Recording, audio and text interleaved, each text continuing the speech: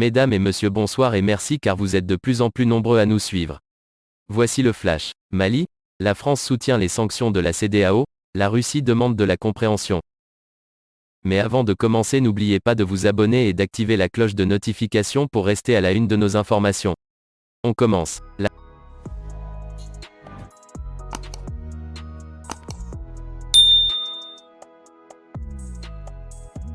La France a apporté lundi à l'ONU son soutien aux sanctions décidées contre le Mali ce week-end par la Communauté économique des États de l'Afrique de l'Ouest, CEDEAO, la Russie réclamant de son côté de la compréhension à l'égard des autorités maliennes, informe l'AFP. Faisons preuve du respect nécessaire pour nos collègues maliens.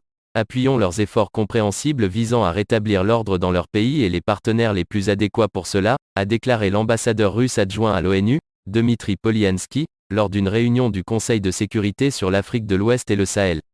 Bien sûr, nous voudrions que les délais pour les élections ne soient pas reportés. Mais nous comprenons les difficultés auxquelles se heurtent les autorités maliennes pour la préparation des élections.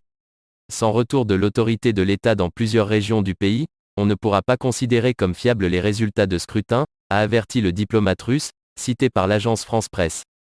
Évoquant les sanctions décidées contre la junte militaire malienne, fermeture de frontières, mesures économiques, l'ambassadeur français à l'ONU, Nicolas de Rivière, a souligné pour sa part, le plein soutien, de la France, aux efforts de la CEDEAO.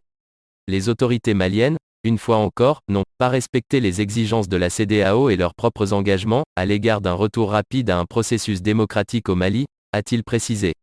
Au nom des États-Unis, l'ambassadeur Richard Mills s'est borné à indiquer que son pays avait pris note des décisions de la CEDEAO, en cours d'examen, à Washington. Nous sommes profondément préoccupés par l'absence de progrès au Mali, et exhortons les autorités de transition maliennes à revenir à la démocratie en temps opportun, a-t-il ajouté. Le commissaire de l'ONU pour l'Afrique de l'Ouest et le Sahel, Mahamat Saleh Anadif, a félicité la CEDEAO pour son engagement actif au sujet des crises au Mali et en Guinée, deux pays désormais sous la coupe de militaires. La résurgence des coups d'État, notamment en Afrique de l'Ouest, sont souvent la conséquence de pratiques politiques en total décalage des aspirations des populations, a-t-il estimé, en appelant à un retour à l'ordre constitutionnel dans les plus brefs délais, dans les pays concernés. Le Conseil de sécurité de l'ONU doit discuter spécifiquement du Mali mardi lors d'une réunion régulière, conclut l'AFP. Eh bien les amis, c'est déjà la fin de notre petit flash d'infos. Mettez-nous un pouce bleu si le contenu vous a plu et à bientôt pour de nouvelles informations.